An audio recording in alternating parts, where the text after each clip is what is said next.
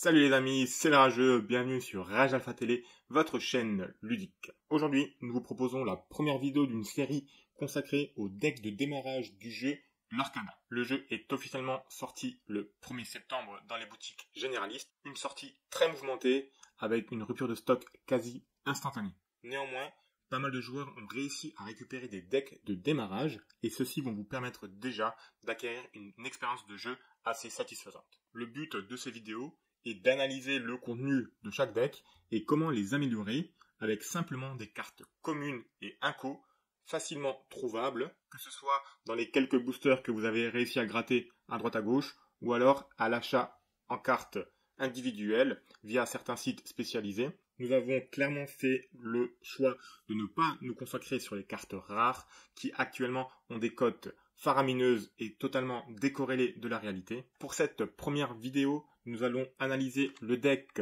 Ruby Emerald, c'est-à-dire le deck Cruella Aladdin, avec sa composition, notre avis sur le deck de base et donc comment l'améliorer avec vos cartes communes et inco. Évidemment, cette analyse n'engage que nous. Ce qui est très intéressant actuellement sur le jeu, c'est que chaque joueur construit sa propre liste, son propre deck, met en place ses propres combos, tout se vaut, personne n'est au-dessus, donc vous êtes invités à commenter cette vidéo, nous balancer vos idées, histoire qu'on puisse échanger. Pour échanger plus facilement également, je vous propose de rejoindre notre Twitch, où je fais de nombreux lives consacrés à l'Arcana ou à d'autres jeux en général. La discussion y est plus aisée, et vous trouverez le lien dans la description de cette vidéo. J'en profite également pour vous remercier pour vos nombreux abonnements et commentaires sur le YouTube. N'oubliez pas, c'est grâce à vous que je peux faire des vidéos. Et bien sûr, nous avons besoin de votre aide pour casser cet algorithme de YouTube.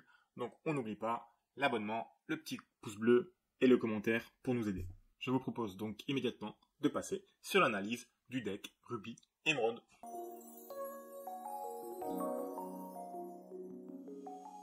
Pour l'analyse de cette vidéo, je me base sur le site dreamborn.inc, un site vous permettant de créer vos decks avec toutes les cartes actuellement disponibles pour l'Arcana. C'est un site très intéressant car il vous donne accès à plusieurs statistiques utiles dans la création de différents decks que nous allons voir tout de suite.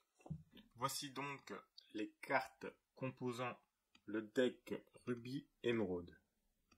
Selon nous, il s'agit d'un des decks les moins équilibrés des decks de démarrage. En effet, ça ressemble à un melting pot de toutes les cartes et toutes les capacités disponibles dans ces deux couleurs d'encre.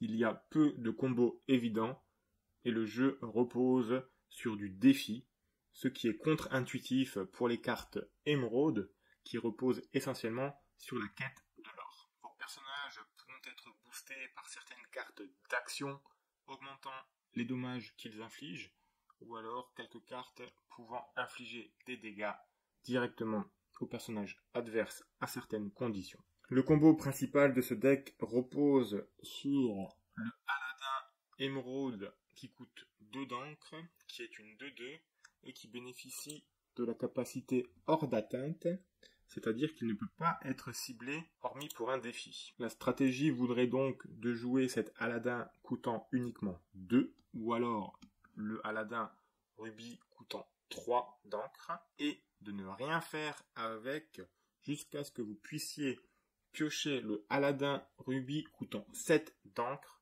et qui bénéficie, lui, de la capacité Alter. Alter permet de jouer ce personnage pour un coût moindre, en remplaçant un personnage du même nom déjà sur le board. N'oubliez pas que le nouvel Aladdin bénéficiera de tous les bonus et malus attribués à l'ancien Aladdin. Donc si celui-ci avait déjà des dégâts sur lui, le nouvel Aladdin subit également les dégâts déjà reçus.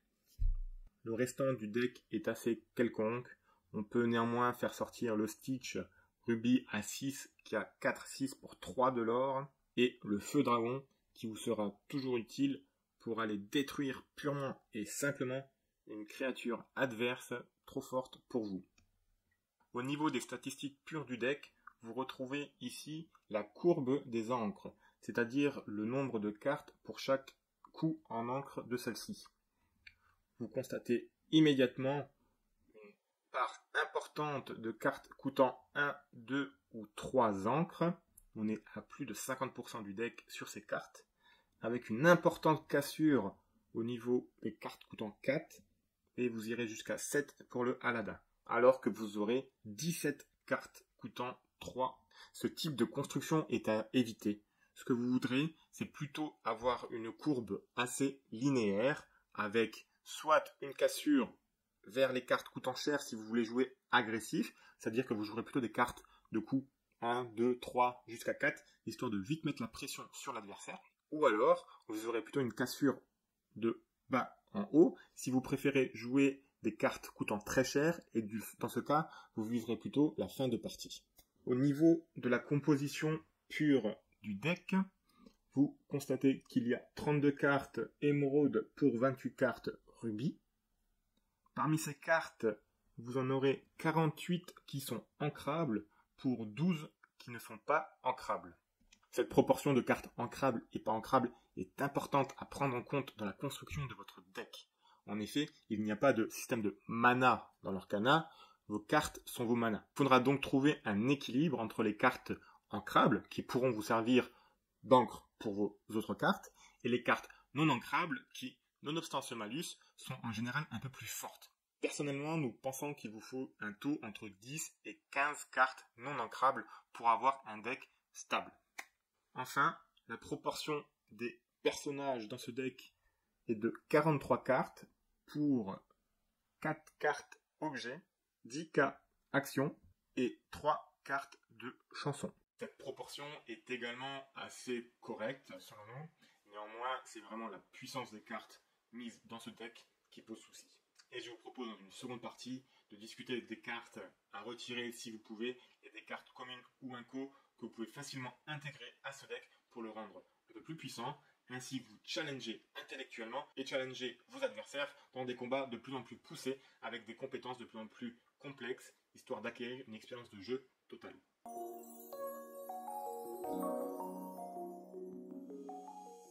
Parmi les cartes franchement assez faiblardes présentes dans ce deck et qui seraient facilement remplaçables par d'autres cartes communes ou inco, on pourrait parler du Donald. Le Donald qui coûte pour 2 d'encre et qui a une capacité de 2 offensifs, 3 défensifs pour 1 de l'or. Il souffre de toutes ces cartes coûtant 2 d'encre actuellement dans le jeu, qui n'ont pas de franchement grosse capacité offensif ou défensif, comparé à des cartes coûtant 1 d'encre, donc qui n'apportent pas grand chose et qui coûtent plus cher. Par exemple, on pourra également parler de la Megara, qui donne plus 2 attaques à un de vos personnages le tour où elle entre en jeu. Elle-même bénéficie de statistiques assez faiblardes pour 2 d'offensif, 1 de défensif, c'est-à-dire qu'elle peut être détruite par tout dans le jeu sans tuer quoi que ce soit en contrepartie quasiment. Sa capacité pourrait être intéressante, mais c'est le problème de l'équilibrage de ce deck qui ne sait pas trop se placer entre l'offensif et la course à Olor actuellement. Donc, si vous arrivez à intégrer plus de cartes offensives dans votre deck, pourquoi pas la garder, mais dans notre vision actuelle du jeu, on pourrait la retirer. Une autre carte pourtant rare présente dans ce deck est le Yago. Yago coûte 3 d'encre, il a des statistiques de 1, 4 pour un seul de l'or, et une capacité permanente qui s'active quand vous l'engagez, qui donne le combattant à un personnage adverse au prochain tour. Pour rappel, combattant empêche l'adversaire de partir en lore, en quête, et l'oblige à attaquer. Ça pourrait être intéressant si vous aviez plus de cartes émeraude, par exemple, qui donnent des malus à l'adversaire si elles sont attaquées. Exemple, le chat de Cheshire, ou bien un Flynn. Mais là, actuellement, dans ce deck de démarrage, il n'y a quasiment pas de cartes donnant des malus à l'adversaire, hormis le chapelier fou, qui est un bon exemple, et qui est votre seule source de pioche actuellement dans ce deck. C'est pourquoi le Yago pour nous peut être facilement retiré de ce deck, malgré que ce soit une rare. Si vous parvenez à acquérir plus de cartes émeraude donnant des malus à votre adversaire, pourquoi pas le garder. Autres cartes de ce deck actuellement présent qui n'ont pas trop leur place ou qui pourraient être facilement améliorées, ce sont toutes les cartes d'action, notamment la ruée, la trahison brutale et il a un sabre. Ces cartes donnent des bonus offensifs à vos personnages pour aller défier d'autres personnages, mais vous manquez de personnages assez forts pour survivre à ce défi. Donc, utilisez 2 cartes de votre côté pour détruire une carte chez l'adversaire, vous comprendrez qu'au niveau de l'échange, du trade, comme on dit couramment, vous êtes perdant, car vous donnez 2 cartes, l'adversaire n'en perdra qu'une. Ça aurait pu s'équilibrer si vous aviez des mécaniques de pioche par derrière pour compenser cette perte. Mais comme dit tout à l'heure, le seul moyen pour vous, dans ce deck, de piocher, c'est de se faire attaquer avec le Chapelier Fou, ce qui est très situationnel et pas du tout stable. Le Feu Dragon, en revanche, est une très bonne carte qu'il faut garder, et si vous arrivez à prendre un 4e exemplaire de Feu Dragon qui n'est qu'une inco, intégrez-la à votre deck immédiatement. Enfin, on peut discuter du combo, entre guillemets, intégré à ce deck qui doit tourner autour de Aladdin. Vous n'avez qu'un seul Aladdin Rubis, une seule carte parmi 60, ça fait un taux, vous le comprendrez bien, de pioche assez faible, surtout que vous n'avez pas de mécanique de pioche, comme déjà dit plusieurs fois. Dans ce cas, 2 solutions.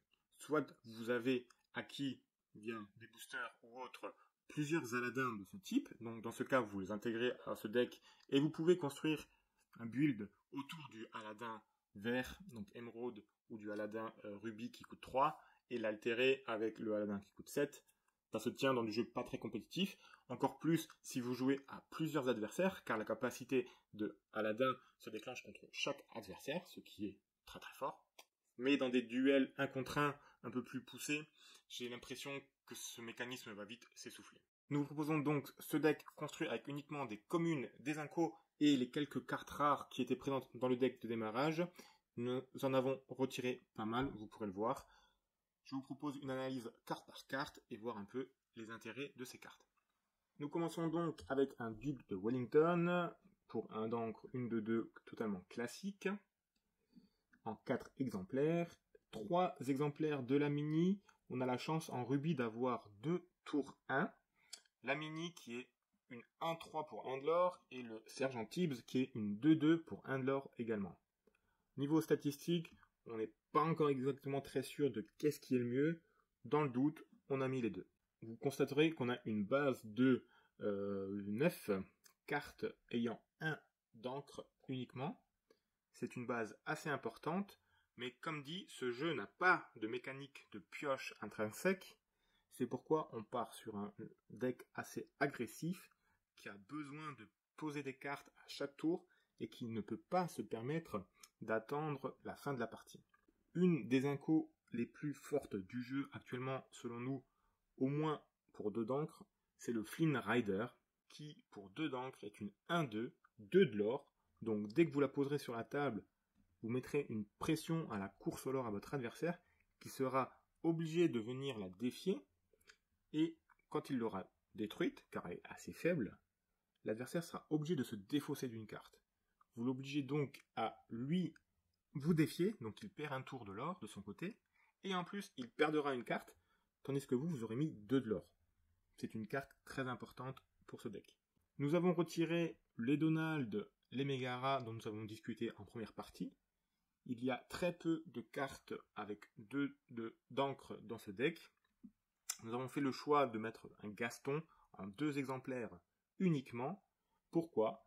Car il a 4 en offensif, et avec 4 d'offensif pour uniquement 2 de l'or, vous pouvez vous permettre d'aller défier des cartes coûtant 3, voire 4 d'encre.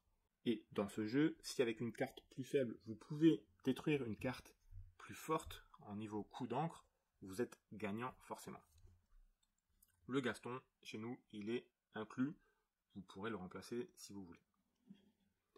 Le Fou garde sa place dans ce deck.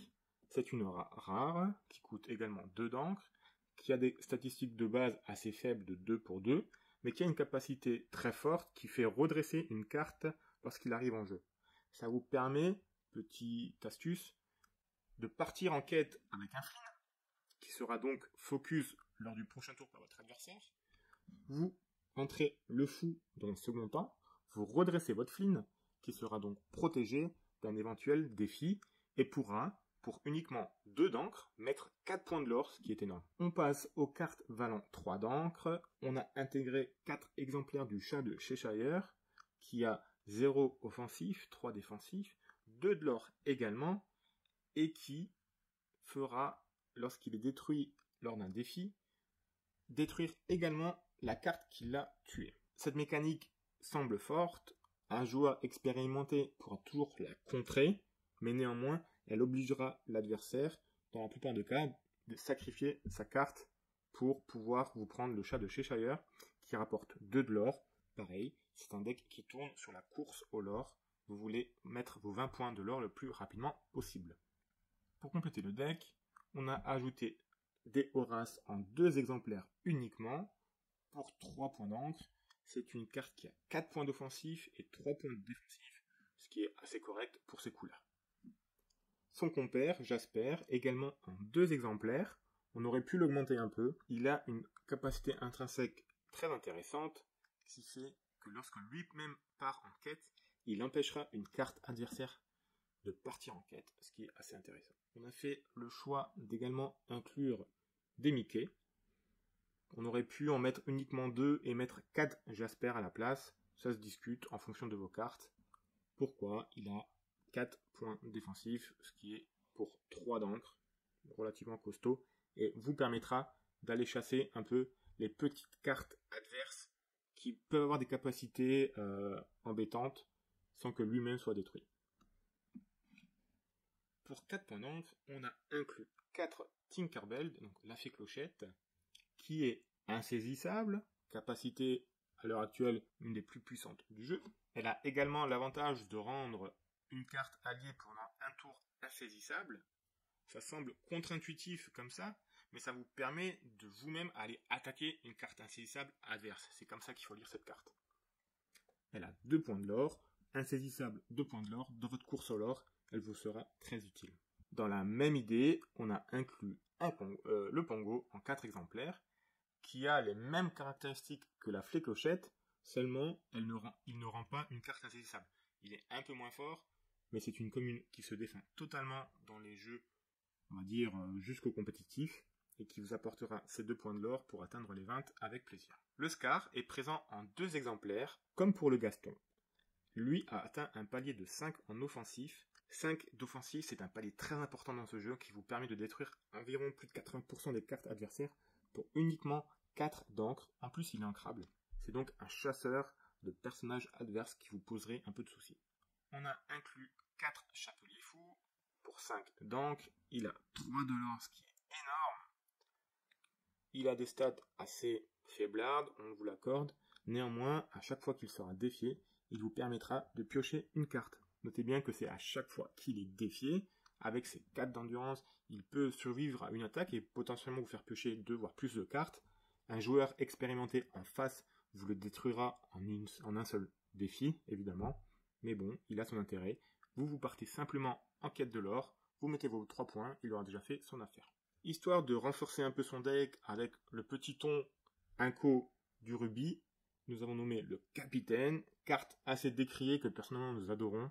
Il dépasse le palier 5 offensif, il a 6 d'offensif, il est lui-même 5 en défensif. Il est également là pour gérer les gros personnages adverses. Toujours dans la veine des insaisissables, nous avons intégré 4 dingos qui apportent 2 de l'or en insaisissable et Tigrou qui pour 6 d'encre vous donne également 2 de l'or insaisissable avec des caractéristiques un peu plus importantes pour éventuellement pouvoir chasser un adversaire qui est insaisissable. Vous l'aurez compris, ces cartes tournent autour de la course au lore et la destruction ponctuelle d'un adversaire qui vous empêcherait cette course au lore. Au niveau des actions, nous avons intégré un feu de dragon supplémentaire pour passer à 4 feux de dragon, très utile dans la même idée de détruire ponctuellement un adversaire qui nous poserait des soucis. Et en objet, nous avons uniquement gardé le bouclier de vertu en 3 exemplaires.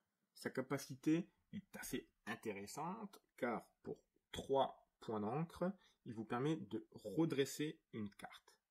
Une carte redressée est entre guillemets à l'abri, c'est-à-dire qu'elle ne pourra pas être défiée. Vous voulez absolument mettre du lore dans ce jeu sans perdre vos cartes par des défis adverses.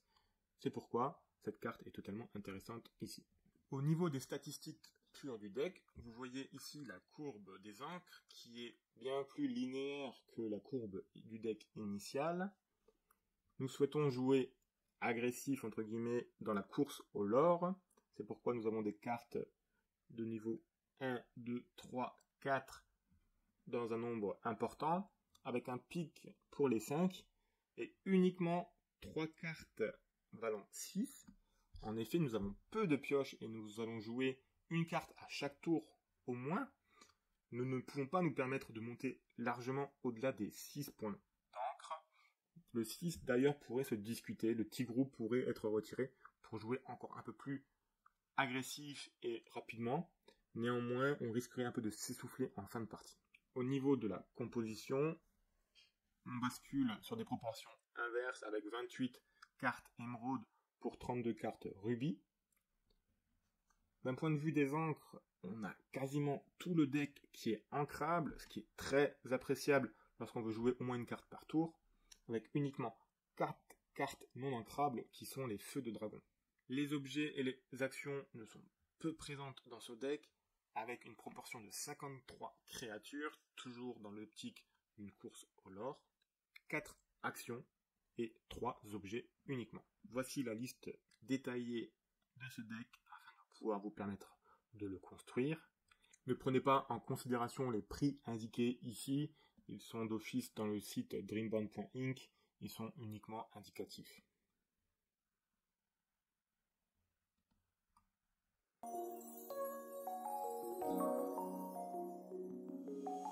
Et voilà les amis pour cette présentation d'un deck composé uniquement de cartes communes et inco. On vous laisse en commentaire nous dire ce que vous en pensez, quelles cartes vous rajouterez, supprimerez. N'oubliez pas les live Twitch pour pouvoir discuter en direct avec nous. Si la vidéo vous a plu, le petit pouce bleu des familles. Le commentaire également pour nous dire quel deck de base vous souhaiterez voir analysé lors de la prochaine vidéo. Un grand merci pour le visionnage. Bonne pioche à tous. Et bien sûr, ciao ciao les amis.